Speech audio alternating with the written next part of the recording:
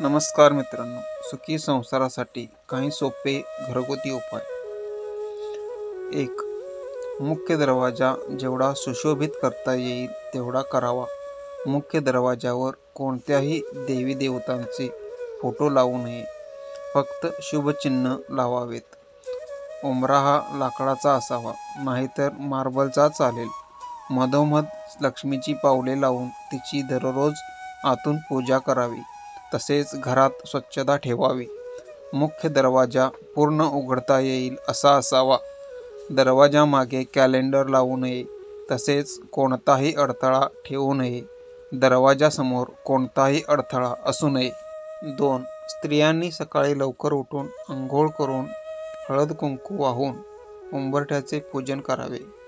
2 रंगाची रांगोळी काढावी व नंतर तुळशीला पाणी घालून हळद कुंकू वाहावे आणि नंतरच स्वयंपाक खोलीत जाऊन पुढच्या कामाला सुरुवात करावी. सकाळ संध्याकाळ उंबऱ्याच्या दोन्ही बाजूला तुपाचा दिवा लावावा. यामुळे घरात सुखशांती नांदेल. 3. घड्याळ व कॅलेंडर पूर्व, ईशान्य किंवा उत्तर दिशेलाच लावणे. 4. बाहेरून आल्या आल्या लगेचच चप्पल घरात घेऊ नये. फ्रेश होऊन देवाला नमस्कार करूनच चप्पल आत घ्याव्यात. 5. घरात कोणाबद्दलही वाईट बोलू नये. नवरा बायकोंनी भांडू नये. मुलांबद्दल चांगलाच विचार करावा. 6.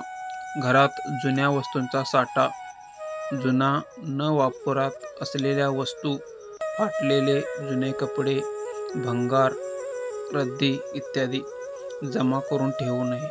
जुने कपडे पाय पुसणे म्हणून वापरू नये. बंद इलेक्ट्रॉनिक वस्तू तर लगेच विकून टाकावी किंवा दुरुस्त करावी.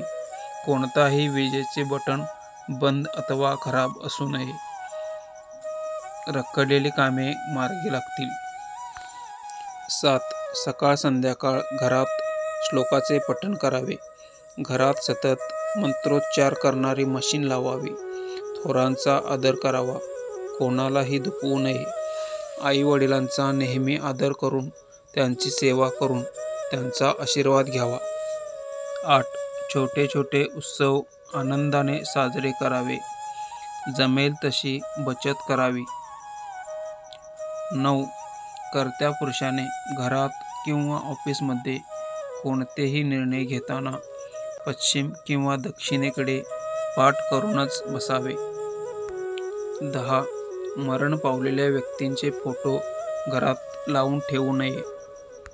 प्रत्येक वर्षी पितृपक्षामध्ये त्यांची मनोभावे पूजा करावी.